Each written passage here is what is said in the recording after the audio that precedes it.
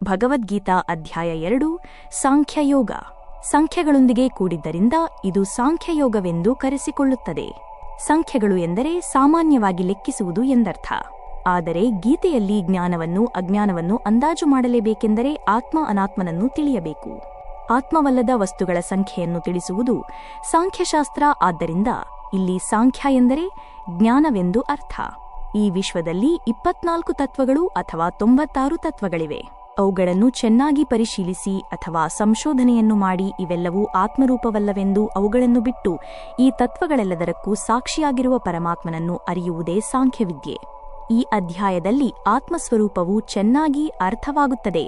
ಈ ಪ್ರಪಂಚದಲ್ಲಿ ಜಲ, ಅಗ್ನಿ, ಭೂಮಿ, ಆಕಾಶ, ಗಾಳಿ ಎಂಬ 5ರಿಂದ ಉಂಟಾದ ದೇಹವು ಭೌತಿಕ ಸ್ವರೂಪವಾಗಿದ್ದು ಅದು ನಾಶವನ್ನು ಹೊಂದುತ್ತದೆ ಎಂದು ತಿಳಿಸುತ್ತದೆ. ಅಧಿಕವಾಗಿ ಜ್ಞಾನಕ್ಕೆ ಸಂಬಂಧಪಟ್ಟ ವಿಷಯಗಳನ್ನು ಬೋಧಿಸುವುದರಿಂದ ಸಾಂಖ್ಯಯೋಗವೆಂದು ಹೆಸರಾಗಿದೆ. ಶ್ಲೋಕಗಳ ಮುಖ್ಯ ಅಂಶಗಳು. 1ನೆಯ ಶ್ಲೋಕದಿಂದ 10ನೆಯ ಶ್ಲೋಕದವರೆಗೂ ಅರ್ಜುನನ ವಿಷಾದ ಮತ್ತು ಅರ್ಜುನನ ಶಿಷ್ಯ ಶರಣಾಗತಿ. 11ನೆಯ ಶ್ಲೋಕದಿಂದ 30ನೆಯ ಶ್ಲೋಕದವರೆಗೂ ಆತ್ಮದ ಶಾಶ್ವತ ತತ್ವ ಮತ್ತು ಆತ್ಮಸ್ವರೂಪದ ಬಗ್ಗೆ ವಿವರಿಸುವುದು. 31ನೆಯ ಶ್ಲೋಕದಿಂದ 38ನೆಯ ಶ್ಲೋಕದವರೆಗೂ ಕರ್ಮ ಮತ್ತು ಕರ್ತವ್ಯದ ಬಗ್ಗೆಯಾಗಿದ್ದು ಕ್ಷತ್ರಿಯ ಧರ್ಮವನ್ನು ಅನುಸರಿಸಿ ಯುದ್ಧವನ್ನು ಏಕೆ ಮಾಡಬೇಕೆಂದು ವಿವರಿಸಿದ್ದಾರೆ. 39ನೆಯ ಶ್ಲೋಕದಿಂದ 53ನೆಯ ಶ್ಲೋಕದವರೆಗೂ ಬುದ್ಧಿಯೋಗ ಮತ್ತು ಸಮತ್ವದ ಬಗ್ಗೆ ವಿವರಿಸುವುದು. 54ನೆಯ ಶ್ಲೋಕದಿಂದ 72ನೆಯ ಶ್ಲೋಕದವರೆಗೂ ಸ್ಥಿತಪ್ರಜ್ಞನ ಲಕ್ಷಣಗಳನ್ನು, ಅವರ ಶ್ರೇಷ್ಠತೆಯನ್ನು, ಶಾಂತಚಿತ್ತ ಸ್ಥಿತಪ್ರಜ್ಞನ ಜೀವನ ವಿವರಿಸಿದ್ದಾರೆ. ಕುರುಕ್ಷೇತ್ರ ಯುದ್ಧಭೂಮಿಯಲ್ಲಿ ಅರ್ಜುನನು ತನ್ನ ಸಂಬಂಧಿಕರು ಎದುರಾಳಿ ಸೈನ್ಯದಲ್ಲಿರುವುದನ್ನು ನೋಡಿ ಗಾಬರಿಯಾಗುತ್ತಾನೆ. ತನ್ನ ಬಂಧುಗಳನ್ನು ಕೊಲ್ಲಲು ಇಷ್ಟಪಡದೆ ಹೋರಾಡಲು ನಿರಾಕರಿಸುತ್ತಾನೆ ಮತ್ತು ಇದು ಪಾಪದ ಕೃತ್ಯ ಎಂದು ಹೇಳುತ್ತಾ ದುಃಖಿಸುತ್ತಾನೆ. ಮಾಧವ, ನನ್ನ ಮನಸ್ಸು ಅಸ್ಥಿರವಾಗಿದೆ. ನನ್ನ ತಮ್ಮಂದಿರು, ಗುರುಗಳು, ಬಂಧುಗಳು ಮೇಲೆ ಅಸ್ತ್ರ ಎತ್ತುವುದು ಹೇಗೆ ನ್ಯಾಯ? ಜಯಕ್ಕಾಗಿ ಅವರ ಸಾವು ಪಡೆಯುವುದು ನನ್ನ ಮನಸ್ಸಿಗೆ ಅಸಹ್ಯವಾಗಿದೆ. ಶ್ರೀಕೃಷ್ಣನು ಸಮಾಧಾನದಿಂದ ಹೇಳುತ್ತಾರೆ, ಅರ್ಜುನ, ಇದು ನಿನಗೆ ಅಸಾಧ್ಯವಲ್ಲ, ಆದರೆ ನಿನ್ನ ಅಜ್ಞಾನದಿಂದ ಹುಟ್ಟಿದ ದುಃಖ. ಯೋಗ್ಯ ಯೋಧನಿಗೆ ಇಂತಹ ದೌರ್ಬಲ್ಯ ಶೋಭಿಸುವುದಿಲ್ಲ. ವಿಷಾದದಲ್ಲಿ ಮುಳುಗಿರುವ ಅರ್ಜುನನು, ಮಾಧವ, ನನ್ನ ಹೃದಯವು ದುರ್ಬಲವಾಗಿದೆ. ಗುರುದ್ರೋಣ, ಪಿತಾಮಹ ಭೀಷ್ಮರ ಮೇಲೆ ಅಸ್ತ್ರ ಎತ್ತುವುದು ಪಾಪವಲ್ಲವೇ? ನಾನು ಈಗ ನಿನ್ನ ಶಿಷ್ಯನಾಗಿದ್ದೇನೆ. ದಯವಿಟ್ಟು ನನ್ನನ್ನು ಉಪದೇಶಿಸು ಎಂದು ಹೇಳುತ್ತಾ ಅರ್ಜುನ ಕೈ ಜೋಡಿಸುತ್ತಾನೆ, ತಲೆಯನ್ನು ತಗ್ಗಿಸುತ್ತಾನೆ. ಶ್ರೀಕೃಷ್ಣನು ಮೊದಲು ಆತ್ಮತತ್ವದ ಉಪದೇಶವನ್ನು ಪ್ರಾರಂಭಿಸುತ್ತಾರೆ. ಅರ್ಜುನ, ನಿನ್ನ ದುಃಖದ ಮೂಲ ಅಜ್ಞಾನ. ನೀನು ದೇಹವನ್ನೇ ನಿಜವೆಂದುಕೊಂಡಿದ್ದೀಯಾ? ಆದರೆ ದೇಹ ನಾಶವಾಗುವಂಥದು, ಆತ್ಮ ಎಂದಿಗೂ ನಾಶವಾಗುವುದಿಲ್ಲ. ನಾನು, ನೀನು, ಇತರೆ ಯೋಧರು ಹಿಂದೆಯೂ ಇದ್ದೆವು, ಮುಂದೆಯೂ ಇರುತ್ತೇವೆ. ಜನನ ಮತ್ತು ಮರಣವು ದೇಹದ ಗುಣಗಳು, ಆತ್ಮದಲ್ಲ. ಅರ್ಜುನನು, ಆತ್ಮ ಎಂದಿಗೂ ಸಾಯುವುದಿಲ್ಲವೇ ಎಂದು ಕೇಳುತ್ತಾನೆ. ಅದಕ್ಕೆ ಶ್ರೀಕೃಷ್ಣನು ಹೇಳುತ್ತಾರೆ, ಹೌದು ಅರ್ಜುನ, ಆತ್ಮ ಶಾಶ್ವತ, ಅವಿನಾಶಿ. ಅಸ್ತ್ರದಿಂದ ಕಡಿಯಲು ಸಾಧ್ಯವಿಲ್ಲ, ಅಗ್ನಿಯಿಂದ ಸುಡಲು ಸಾಧ್ಯವಿಲ್ಲ, ನೀರಿನಿಂದ ನೆನೆಸಲು ಸಾಧ್ಯವಿಲ್ಲ, ಗಾಳಿಯಿಂದ ಒಣಗಿಸಲು ಸಾಧ್ಯವಿಲ್ಲ.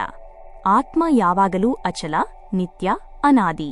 ಯುದ್ಧ ಮಾಡಲು ನಿರಾಕರಿಸಿದ ಅರ್ಜುನನಿಗೆ ಶ್ರೀಕೃಷ್ಣನು ಧರ್ಮ ಮತ್ತು ಕರ್ತವ್ಯದ ಬಗ್ಗೆ ವಿವರಿಸುತ್ತಾರೆ. ಹೇ ಪಾರ್ಥ, ನೀನು ಕ್ಷತ್ರಿಯ, ನಿನ್ನ ಯುದ್ಧ ಮಾಡುವುದು. ನೀನು ಧರ್ಮಯುದ್ಧದಿಂದ ಹಿಂದೆ ಸರಿದರೆ ನಿನ್ನ ಯೋಗಕ್ಷೇಮ ಕಳೆದುಕೊಳ್ಳುತ್ತೀಯಾ? ಯುದ್ಧದಲ್ಲಿ ಸತ್ತು ಹೋದರೆ ಸ್ವರ್ಗ ಸಿಗುತ್ತದೆ, ಜಯಿಸಿದರೆ ರಾಜ್ಯ ಸಿಗುತ್ತದೆ. ಆದ್ದರಿಂದ ಕರ್ತವ್ಯವನ್ನು ಫಲಾಸೆ ಇಲ್ಲದೆ ನಿರ್ವಹಿಸು. ಆದರೆ ಮಾಧವ, ನಾನು ಹೇಗೆ ಯುದ್ಧ ಮಾಡಬೇಕು? ಮನಸ್ಸು ಅಸ್ಥಿರವಾಗಿದೆ ಎಂದು ಅರ್ಜುನ ಹೇಳುತ್ತಾನೆ. ಅದಕ್ಕೆ ಶ್ರೀಕೃಷ್ಣನು, ಯೋಗ ಎಂದರೆ ಸಮತ್ವ. ಜಯ ಅಥವಾ ಪರಾಭವದ ವಿಷಯದಲ್ಲಿ ಸಮಬುದ್ಧಿಯಿಂದ ಕಾರ್ಯಮಾಡು.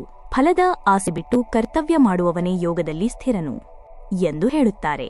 ಕರ್ಮಣ್ಯೇವಾಧಿಕಾರಸ್ತೆ ಮಾ ಫಲೇಷು ಕದಾಚನ ಮಾ ಕರ್ಮಫಲ ಹೇತುರ್ಭೂರ್ ಮಾ ತೇ ಸಂಗೋಲಸ್ತ್ವ ಕರ್ಮಣಿ. ನಿನಗೆ ಕರ್ಮ ಮಾಡುವ ಹಕ್ಕು ಇದೆ, ಆದರೆ ಅದರ ಫಲದ ಮೇಲೆ ಹಕ್ಕಿಲ್ಲ. ನೀನು ಯಾವಾಗಲೂ ಕರ್ಮಫಲದ ಕಾರಣ ಎಂದು ಭಾವಿಸಬಾರದು. ಹಾಗೆಯೇ ಅಕರ್ಮದ ಕಡೆಗೆ ನಿನ್ನ ಆಸಕ್ತಿ ಇರಬಾರದು ಎಂದು ಹೇಳುತ್ತಾರೆ. ಅರ್ಜುನನು ಸ್ಥಿತಪ್ರಜ್ಞನ ಲಕ್ಷಣ ಏನು ಮಾಧವ ಎಂದು ಕೇಳುತ್ತಾನೆ. ಅರ್ಜುನನ ಪ್ರಶ್ನೆಗೆ ಶ್ರೀಕೃಷ್ಣನು ಸ್ಥಿತಪ್ರಜ್ಞನ ಲಕ್ಷಣಗಳನ್ನು ವಿವರಿಸುತ್ತಾರೆ.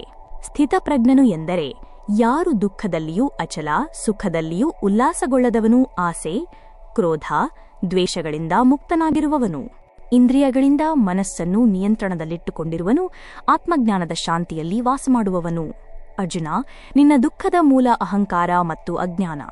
ನಿನ್ನ ಕರ್ತವ್ಯವನ್ನು ದೇವರಿಗೆ ಅರ್ಪಿಸು. ಫಲದ ಬಯಕೆಯಿಲ್ಲದೆ ಯುದ್ಧ ಮಾಡು ಯೋಗದಲ್ಲಿ ಸ್ಥಿರನಾಗು. ಆಗ ನಿನ್ನ ಮನಸ್ಸು ಶಾಂತವಾಗುತ್ತದೆ, ಜ್ಞಾನವು ಬೆಳೆಯುತ್ತದೆ ಎಂದು ಹೇಳುತ್ತಾರೆ. ಆತ್ಮ ಶಾಶ್ವತ, ದೇಹ ನಾಶವಾಗುವಂಥದು, ಫಲಾಸೆ ಬಿಟ್ಟು ಕರ್ತವ್ಯ ಮಾಡುವುದು ಯೋಗ. ಸಮತ್ವದಲ್ಲಿ ಇರುವವನು ಯೋಗಿ. ಸ್ಥಿತಪ್ರಜ್ಞನು ಆಸೆ, ಕ್ರೋಧ, ಭಯಗಳಿಂದ ಮುಕ್ತನಾಗಿರುತ್ತಾನೆ. ಜ್ಞಾನ ಮತ್ತು ಕರ್ಮ ಎರಡೂ ಪರಸ್ಪರ ಪೂರಕ. ಇದು ಸಾಂಖ್ಯಯೋಗ, ಜ್ಞಾನ ಮತ್ತು ಕರ್ತವ್ಯವನ್ನು ಸಮನ್ವಯಗೊಳಿಸುವ ಅಧ್ಯಾಯವಾಗಿದೆ. ಧನ್ಯವಾದಗಳು. ನಮ್ಮ ಚಾನೆಲ್ ಅನ್ನು ಪ್ರೋತ್ಸಾಹಿಸಲು ಸಬ್ಸ್ಕ್ರೈಬ್ ಮಾಡಿ.